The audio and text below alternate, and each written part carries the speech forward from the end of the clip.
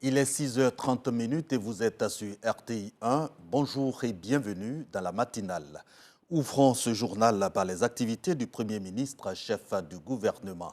Canne de l'hospitalité, la Côte d'Ivoire tient au succès des plus éclatants de ce rendez-vous sportif. D'importantes infrastructures routières sont donc en construction pour fluidifier la circulation.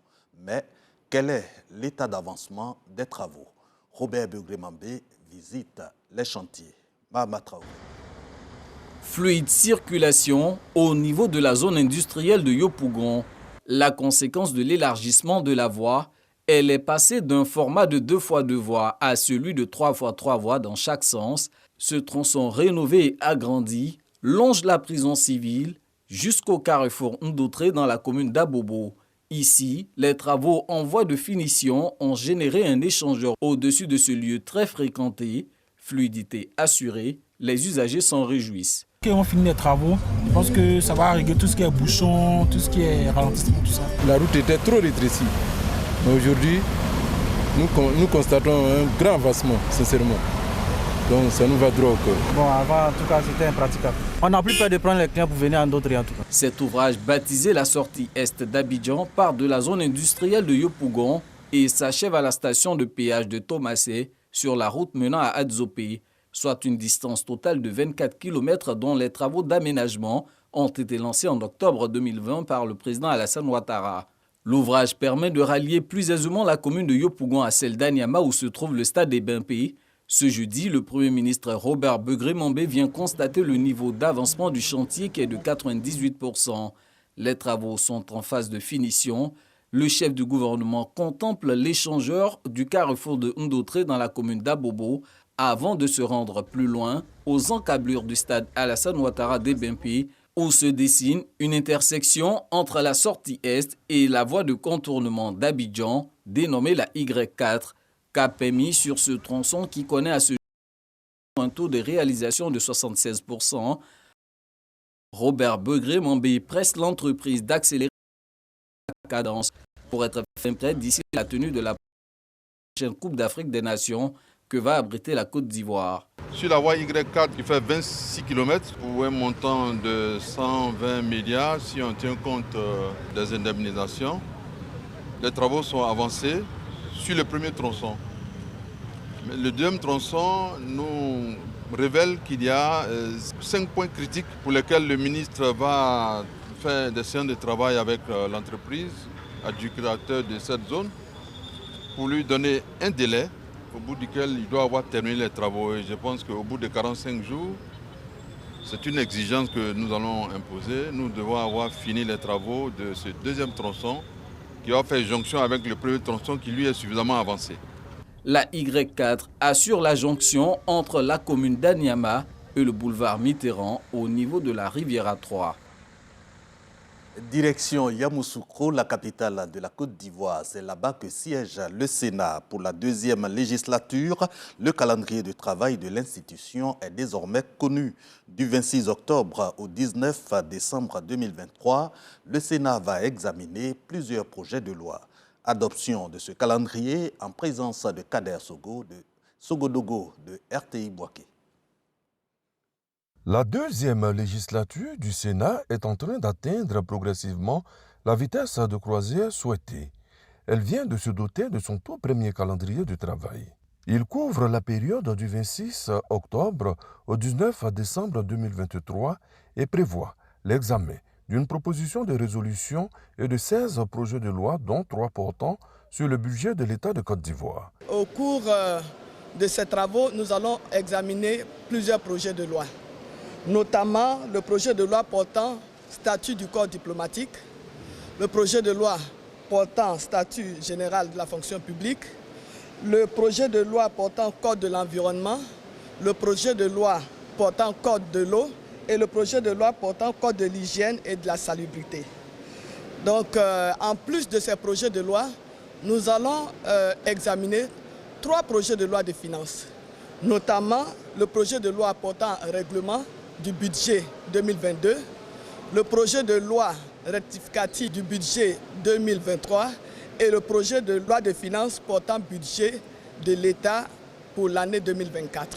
Le Sénat entend tout mettre en œuvre pour accroître le capital confiance avec les populations. Je voudrais rassurer que le Sénat, qui est l'institution du peuple de Côte d'Ivoire, demeurera au service justement des populations ivoiriennes et le Sénat va contribuer significativement à l'amélioration de la qualité de vie des populations ivoiriennes. Et tout cela en faveur du bien-être de nos populations, en faveur de l'amélioration des conditions de vie et de travail de nos populations, évidemment en faveur de l'émergence de notre beau et grand pays, la Côte d'Ivoire. C'est Anne Désiré Ouloto, ministre d'État, ministre de la fonction publique, qui va ouvrir les débats le 7 novembre prochain avec le projet de loi portant statut de la fonction publique.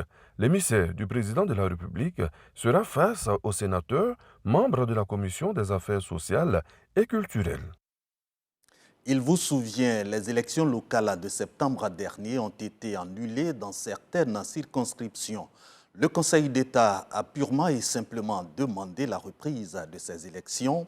Eh bien, ce sera le 2 décembre 2023. C'est bien sûr la CEI, la Commission électorale indépendante, qui annonce la date de la reprise de ces élections locales. Le reportage est signé Angela Diallo, Alexis Ouedraogo. La date pour la reprise des élections des conseillers municipaux et régionaux, enfin connue. Dans les communes de San Pedro, Oumé, Tiasalé, Goïtafla, Ferkesedougou, Kumbala, Dabakala, Kwibli, Sarala et dans la région du Guémon, les élections vont se tenir le 2 décembre prochain. Le Conseil d'État a ordonné la reprise des élections dans les circonscriptions suscitées, en plus des communes de Kwibli et Sarala et de la région du Gaumont, où la commission électorale n'a pu proclamer les résultats pour diverses causes ayant entaché la sincérité du scrutin. Ainsi, les collèges électoraux sont convoqués le samedi 2 décembre 2023 en vue des élections des conseillers régionaux de la région du Guémon et des conseillers municipaux des communes de San Pedro, Oumé, Tiasalé, Kwibli, Goïtafla, Ferkesedougou, Kumbala, Dabakala et Sarala. La campagne électorale des dites élections se déroulera du vendredi 24 novembre 2023 à 0h au jeudi 30 novembre 2023 à minuit. C'est le 2 septembre dernier que les élections des conseillers municipaux et régionaux ont eu lieu sur toute l'étendue du territoire. Après l'annulation du scrutin dans 10 localités, les articles 172 et 201 du Code électoral prescrivent l'organisation de nouvelles élections dans le délai de 3 mois suivant cette annulation. À présent, lutte contre le terrorisme. Rentrée académique 2023-2024 à l'Académie internationale de lutte contre le terrorisme. 64 semaines de formation pour 700 stagiaires, des policiers, des gendarmes, des militaires, mais surtout des juges antiterroristes. Walter Amadou Ouattara. Bouleversement géopolitique et terrorisme en Afrique de l'Ouest, c'est le thème de l'année académique 2023-2024 de l'Académie internationale de lutte contre le terrorisme. De nouveaux modules sont au programme de l'enseignement. Notamment la judiciarisation, on a le dialogue force de défense et population civile dans un environnement perméable au terrorisme. Il y a les hauts fonctionnaires des États qui sont formés, tels que les magistrats, les préfets et puis les officiers supérieurs des armées. C'est la direction de la coopération de la sécurité et de la défense en France qui réceptionne les dossiers des stagiaires et qui envoie effectivement aux différents États. Et à ce moment-là, nous recevons des stagiaires ici. La prise en charge, elle est totale au niveau de l'académie. De 323 stagiaires en 2022, ce nombre est passé à 700 en 2023. À travers cette attractivité, les dirigeants de l'école veulent davantage renforcer leur vision. Cette dynamique se poursuivra avec 65 semaines de stage qui sont programmées en 2024. Ainsi, ont été ouverts de nouveaux stages qui sont proches des réalités du terrain. Il s'agit entre autres du traitement et de la prévention de la radicalisation en détention, de la lutte contre la radicalisation en ligne, de la prise en charge des victimes du terrorisme, du renforcement des liens entre les populations civiles et les forces de défense et de sécurité. Au nom du ministre d'État, ministre de la Défense, Téné Ibrahima Ouattara, le directeur de cabinet du dit ministère, se félicite des acquis et de l'évolution de l'envergure internationale de cette académie. En effet, après seulement, on va dire, 2 années de fonctionnement, d'existence, ce sont des dizaines de formations qui ont pu être délivrées au profit d'environ 1000 stagiaires venus de tous les continents. Je voudrais me réjouir avec vous de l'augmentation en nombre et en qualité des contributeurs et des partenaires de l'AICT avec l'arrivée des 3 nouveaux membres que sont l'Allemagne, les Émirats arabes unis et le Danemark. L'AICT consolide ainsi son caractère international et sa gouvernance. 2 exposés et une conférence liées au sujet État, société, institutions républicaines, à l'épreuve des crises émergentes, le cas de l'Afrique, ont permis à l'assistance composée de forces de défense et de sécurité, ainsi que de nombreux étudiants, de mieux appréhender la question de la lutte contre le terrorisme. Venons-en au bilan du PJGouv, le programme de gouvernement pour l'emploi jeune. Un bilan évoqué par le ministre de la Promotion de la Jeunesse, de l'Insertion professionnelle et du service civique. Mamadou Touré a rencontré les organisations de jeunesse. Au 4e et dernier trimestre de l'année dédiée à la jeunesse, plusieurs programmes ont été mis en œuvre au bénéfice des jeunes.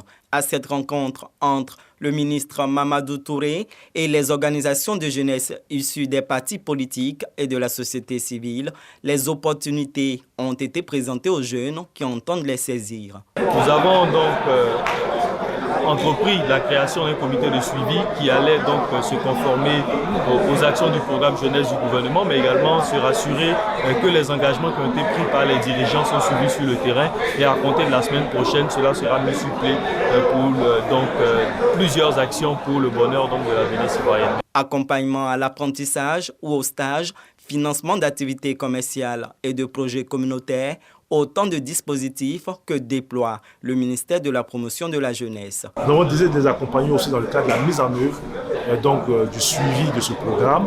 Nous avons pu mobiliser auprès de nos partenaires près de 300 millions de francs CFA pour appuyer l'ensemble des enseignants de jeunesse dans le cadre d'une plateforme de suivi du PJGouv.